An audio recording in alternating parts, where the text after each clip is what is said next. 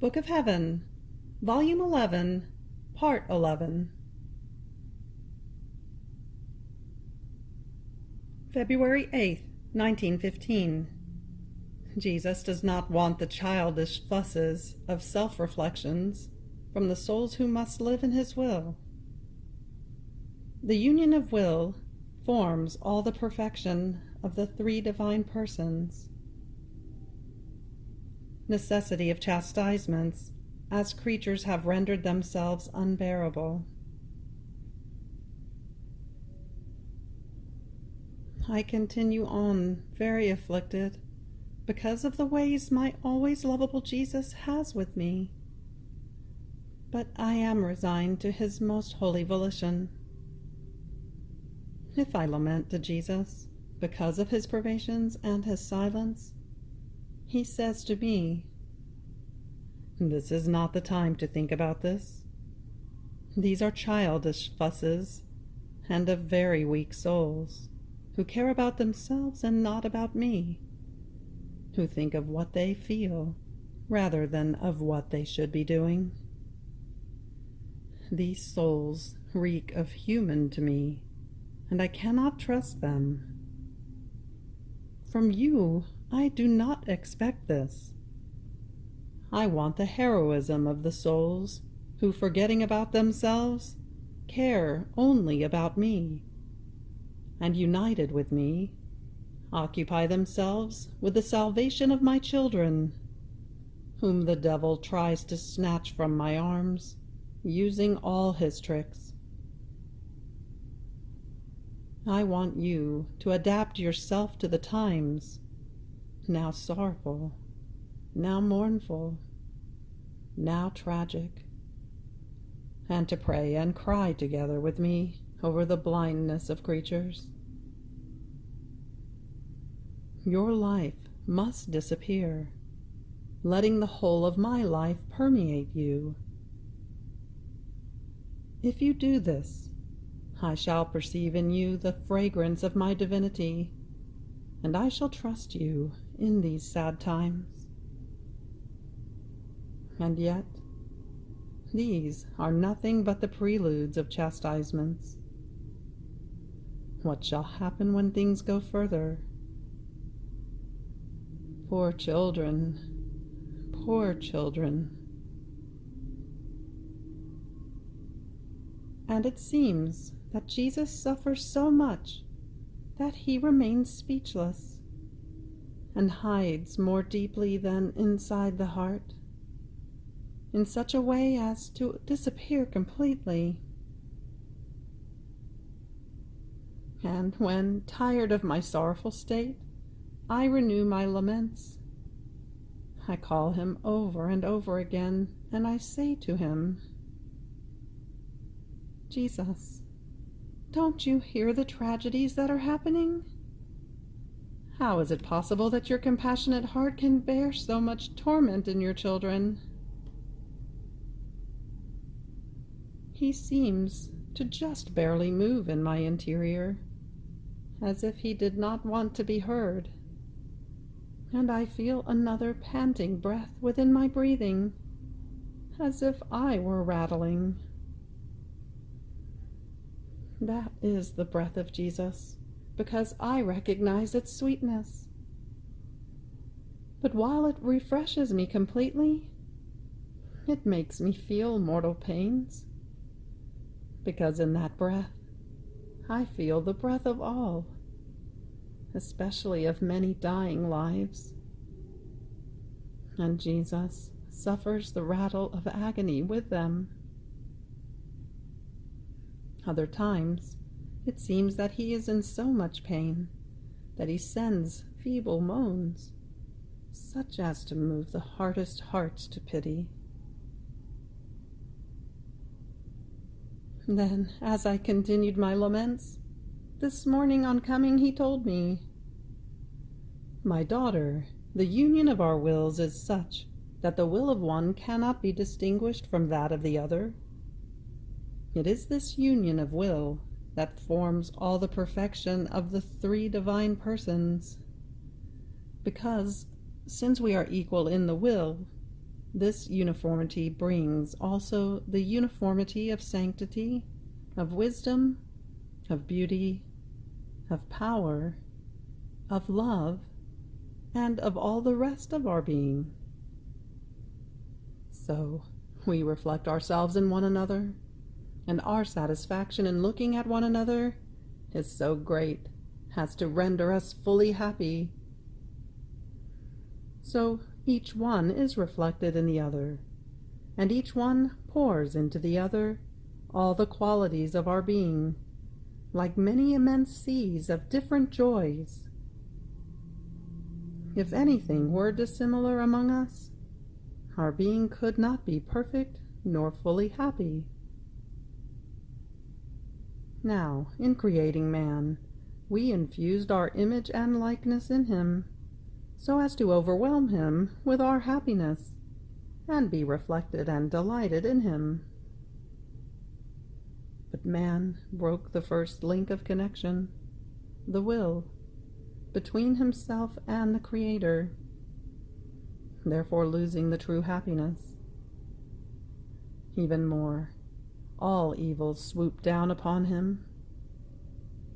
So we can neither reflect ourselves nor delight in him. Only in the soul who does our will in everything can we do it, and in her we enjoy the complete fruit of creation. In fact, even with those who have some virtues, who pray, who attend the sacraments, if they are not conformed to our will, we cannot reflect ourselves in them, because since their will is broken from ours, all things are in disorder and upside down. Ah, my daughter, only our will is welcome, because it reorders, it makes one happy, and brings all goods with itself. Therefore, do my will always and in everything. Do not care about anything else. And I, my love and my life, how can I conform to your will in regard to the many scourges you are sending? It takes too much to save Fiat. And besides, how many times have you told me that if I did your will, you would do mine? And now what? Have you changed? And Jesus, it is not I who have changed. It is the creature that has reached the point of becoming unbearable. Come closer and suckle from my mouth the offenses that creatures send me. If you can swallow them, I shall suspend the scourges. I drew near his mouth, and I suckled with avidity. To my highest sorrow, I tried hard to swallow, but I couldn't.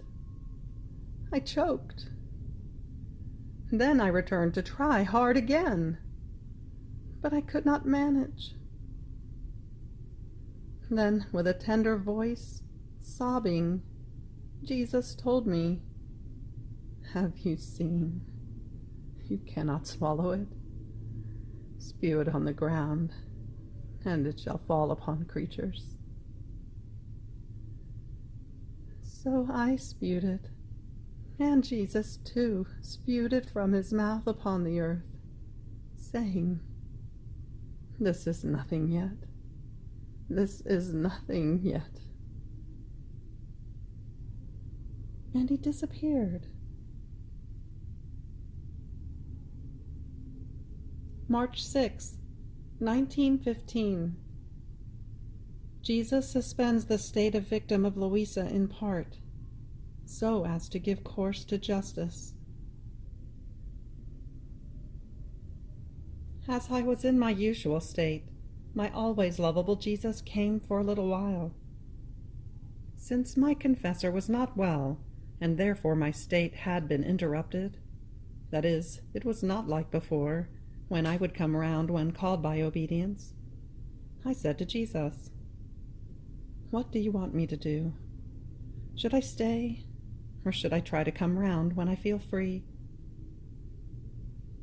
And Jesus, my daughter, do you perhaps want me to operate as before, when I not only commanded you to remain in this state, but I also bound you in such a way that you could not come round, if not through obedience?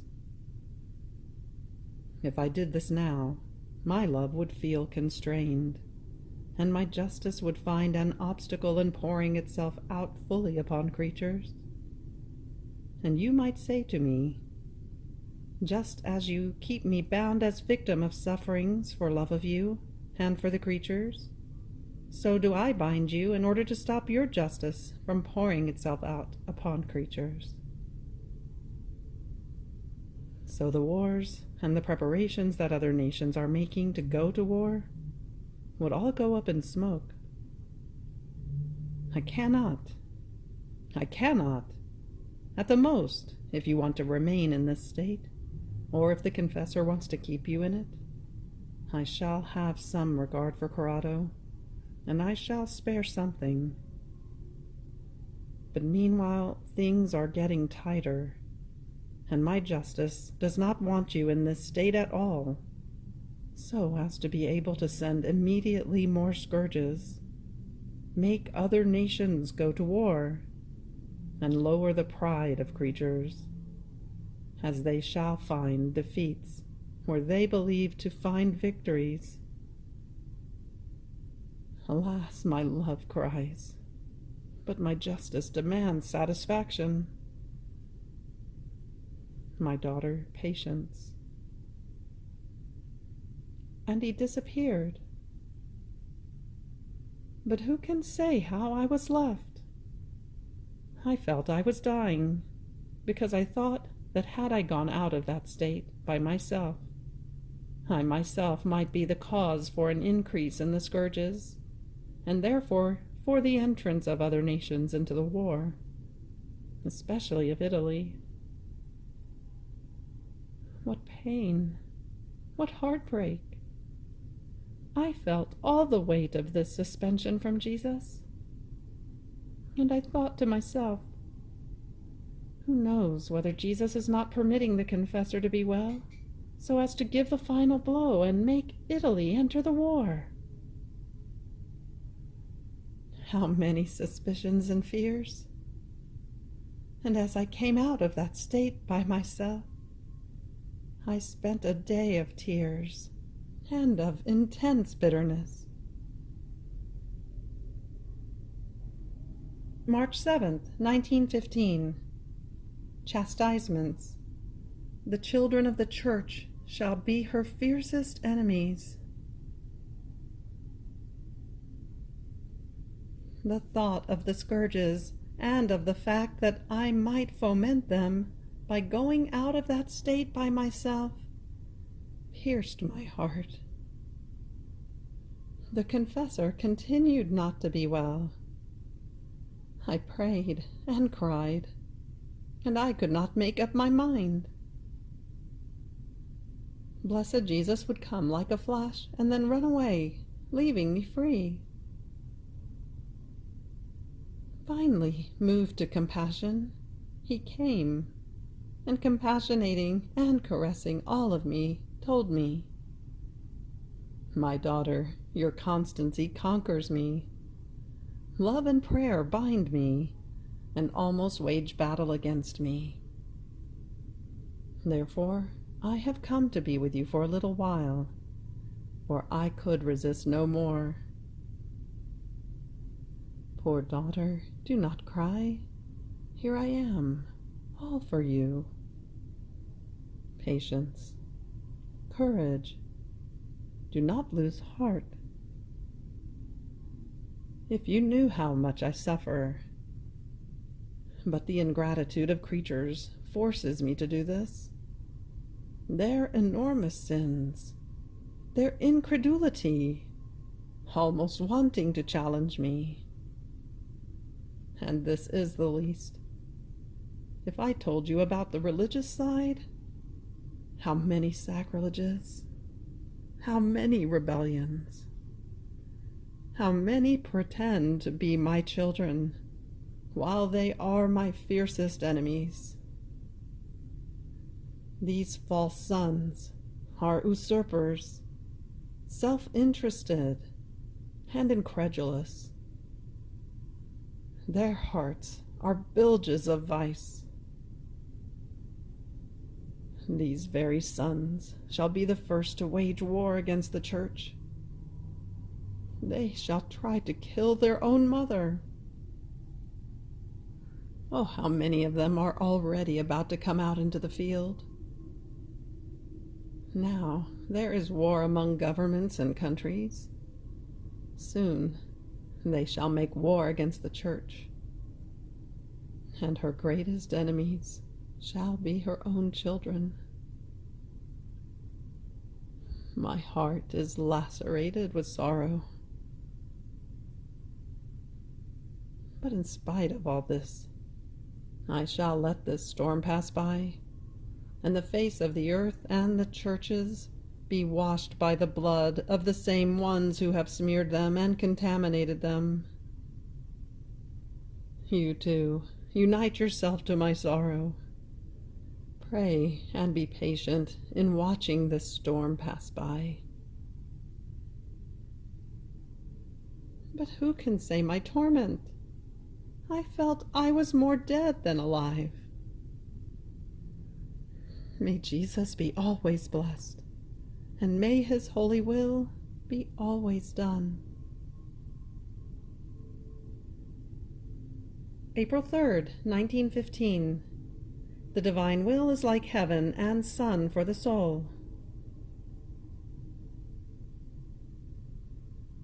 My always lovable Jesus continues to come every now and then, but without changing his appearance of threats and scourges.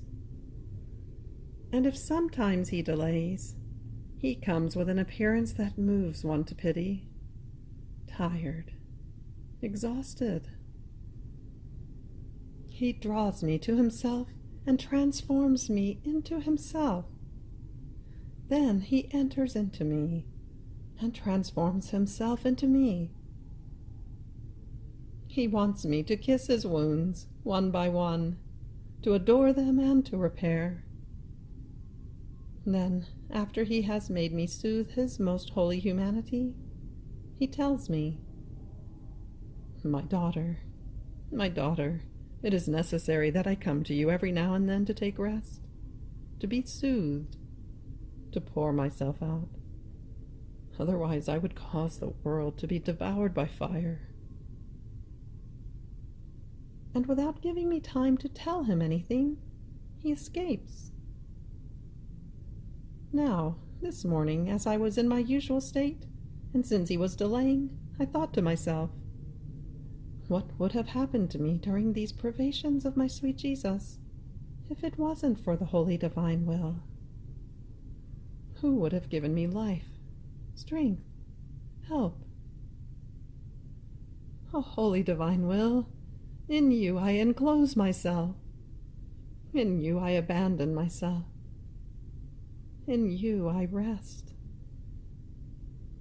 Ah, all run away from me, even suffering, and even that very Jesus who once seemed unable to be without me.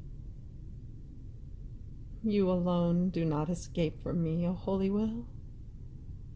Oh, please, I beg you, when you see that my weak strengths can take no more, reveal to me my sweet Jesus, whom you hide from me, and whom you possess. O holy volition, I adore you, I kiss you, I thank you, but don't be cruel with me. While I was thinking and praying like this, I felt myself being invested by a most pure light, and the holy volition, revealing Jesus to me, told me, my daughter, the soul without my will would have been like the earth, had it had neither heavens nor stars, nor sun nor moon. The earth in itself is nothing other than precipices, steep heights, waters, and darkness. If the earth did not have a heaven above that shows man the way, so that he may recognize the different dangers that the earth contains, man would be bound, now to fall, now to drown, and so forth. But there is a heaven above, and especially a sun, that says to man in a mute language, "See, I have no eyes, nor hands, nor feet. Yet I am the light of your eyes, the action of your hand, and the step of your foot. And when I have to illuminate other regions, I leave you the sparkling of the stars and the moonlight to continue my office." Now, just as I gave to man a heaven for the good of his nature, to his soul, too, that is more noble, I gave the heaven of my will, because the soul, too, contains precipices, heights, and crags that are passions, virtues, tendencies, and other things. Now, if the soul moves out from under the heaven of my will, she shall do nothing but fall from sin to sin. Passions shall drown her, and the heights of virtues shall turn into abysses. Therefore, just as everything would be disordered and infertile on the earth without a heaven, the same for the soul without my will. April 24th, 1915. That which Jesus suffered in the crowning of thorns is incomprehensible to the created mind. Much more painfully than by those thorns, his mind was pierced by all the evil thoughts of creatures. Finding myself in my usual state, I was thinking of how much blessed Jesus suffered in being crowned with thorns.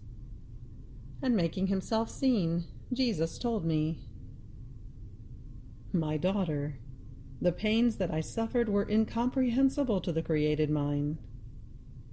Much more painfully than by those thorns, my mind was pierced by all the evil thoughts of creatures, in such a way that none of these thoughts could escape me. I felt them all inside me. So I felt not only the thorns, but also the disgust of the sins that those thorns inflicted on me. I looked at my lovable Jesus, and I could see his most holy head surrounded by spokes of thorns that came out from inside him. All the thoughts of the creatures were in Jesus. They went from Jesus into them, and from them to Jesus, remaining as though linked together. Oh, how Jesus suffered!"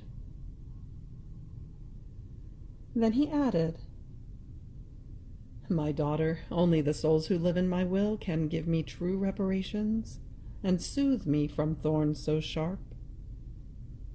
In fact, since they live in my will, and since my will is everywhere, they find themselves in me and in every one. They descend into creatures and rise up to me. They bring me all reparations. They soothe me. And in creatures' minds, they turn darkness into light."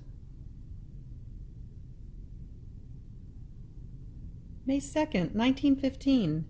Pains of Jesus because of the chastisements. The souls who live in the divine will are the closest to the humanity of Jesus. They live in him and in all creatures, and impetrate good for all. My days are more and more so very bitter. This morning, my sweet Jesus came in such a state of suffering that it cannot be described. On seeing him suffer so much, I would have wanted to give him relief at any cost. Not knowing what to do, I pressed him to my heart, and drawing near his mouth, with mine I tried to suckle part of his interior bitternesses. But nothing. No matter how hard I tried to suckle, nothing would come out. I returned to my efforts, but it was all in vain. Jesus was crying, and I too was crying in seeing that I could not alleviate his pains in any way.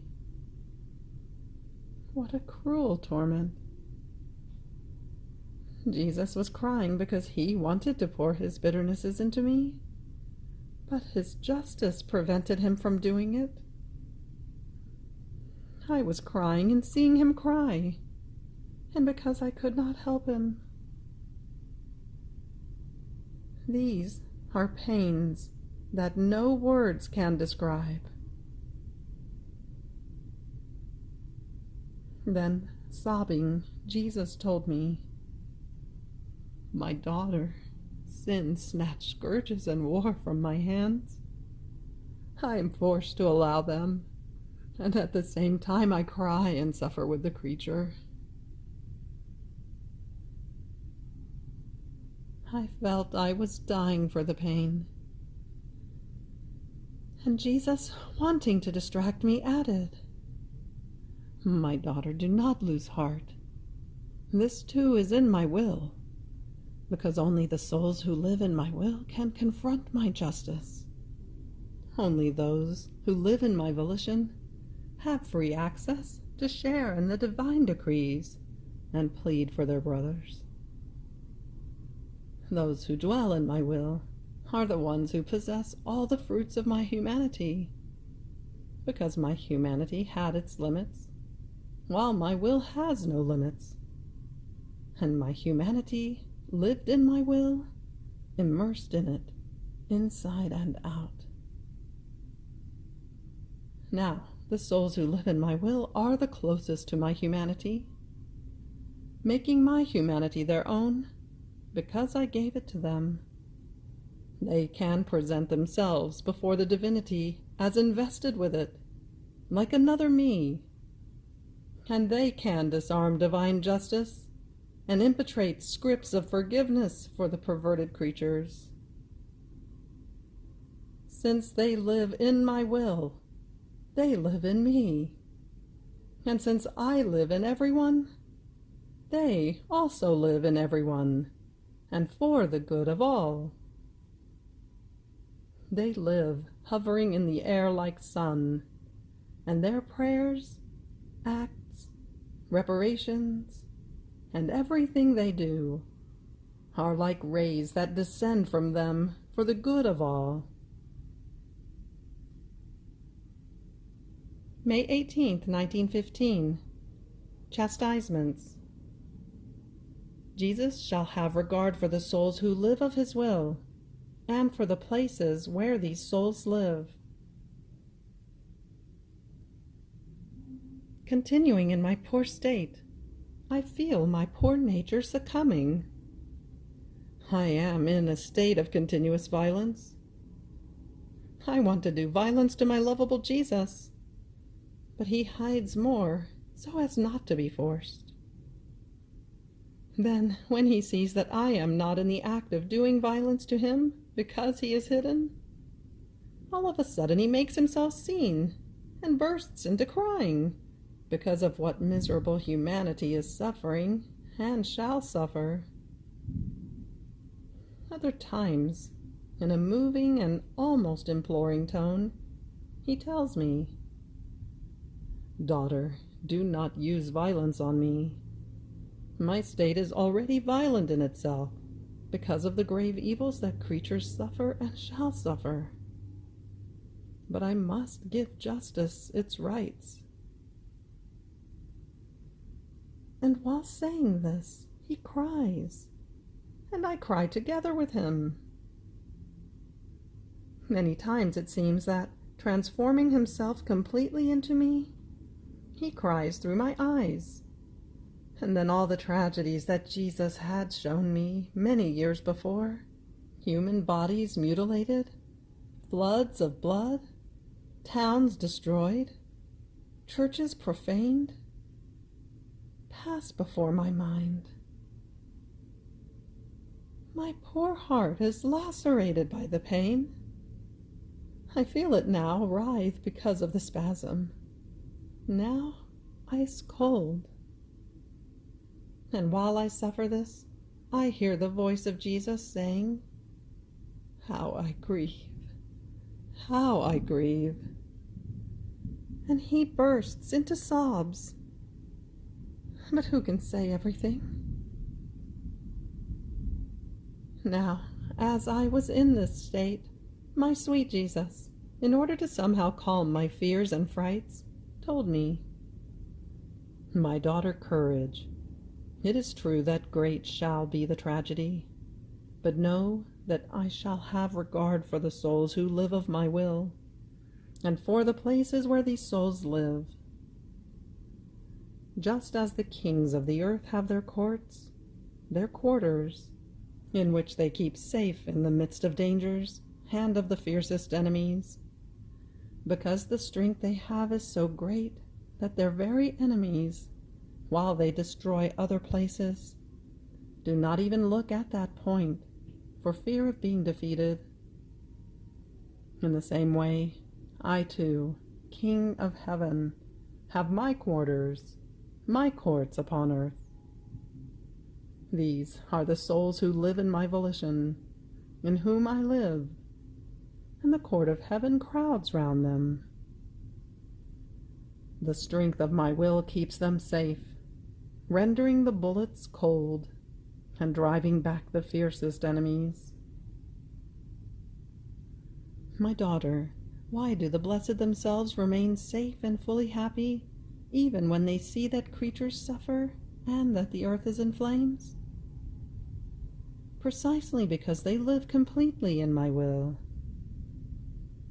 Know that I put the souls who live completely of my will on earth in the same condition as the blessed. Therefore live in my will and fear nothing. Even more, in these times of human carnage, I want you not only to live in my will, but to live also among your brothers, between me and them. You shall hold me tightly within yourself, sheltered from the offenses that creatures send me.